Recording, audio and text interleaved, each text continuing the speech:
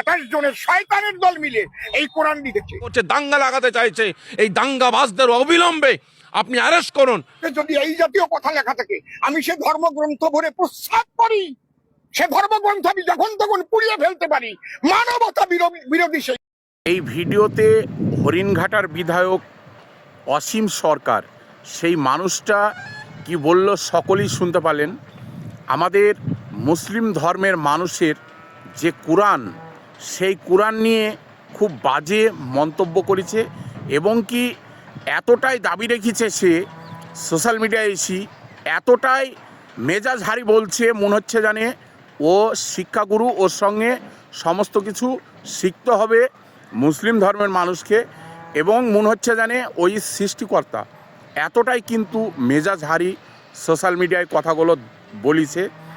এবং এই ব্যক্তির কতটুকু শিক্ষার যোগ্যতা আছে আমার জানা নাই, তবে শিক্ষার যোগ্যতার থেকে বিবেকের যোগ্যতা কিন্তু এর ভিতরে 1% নাই।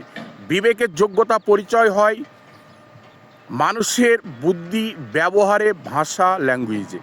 এবং এই ব্যক্তির দেখি মনে হয় জানে এ কোনো বিধায়কের মধ্যেই পড়ে না, পঞ্চরাশের কমেডিয়ান কোনো প্লেয়ার হবে এইরকম মনে হয়।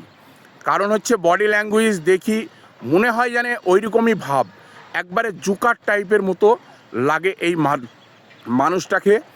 এবং আজকের দিনে এই ব্যক্তির প্রতি আমাদের পশ্চিমবাংলা রাজ্যের মাননীয় মুখ্যমন্ত্রী মমতা ব্যানার্জির কিন্তু ইমিডিয়েট এমার্জেন্সিভাবে অ্যাকশন নেওয়ার দরকার আছে। কারণ হচ্ছে সে কোরআন নিয়ে এত কিছু বাজে মন্তব্য করার অধিকার ওকে কে দিয়েছে? নিজের ধর্মকে বড় করি অন্যের ধর্মকে আঘাত করার অধিকারটা ওকে কে দিয়েছে? আজকে দেশের জনগণ ওকে ভোট দিই ক্ষমতায় এসছে বলি, সেই ক্ষমতাতে নিজের ধর্মকে বড় করি অন্য ধর্মকে ছোট করার অধিকারটা ওকে কে দিয়েছে? তাই আমাদের পশ্চিমবাংলার মুসলিম ধর্মের মানুষকে খালি অপদস্থ করেনি, গোটা বিশ্বের মুসলিম ধর্মের মানুষের কোরআন নিয়ে ও যা বাজে মন্তব্য করেছে ওর প্রতি ইমিডিয়েট অ্যাকশন নেওয়ার দরকার আছে। এবং কি ওর কোমরে দড়ি বেঁধে ওকে জেল বা হাজতে নিয়ে যাওয়ার দরকার আছে এবং প্রশাসনের আয়ত্তে ওকে নেওয়ার দরকার আছে। এই সকল ব্যক্তিরা কোনো ধর্মের মানুষের উপকারের জন্য আসেনি, এরা হচ্ছে জনপ্রতিনিধি।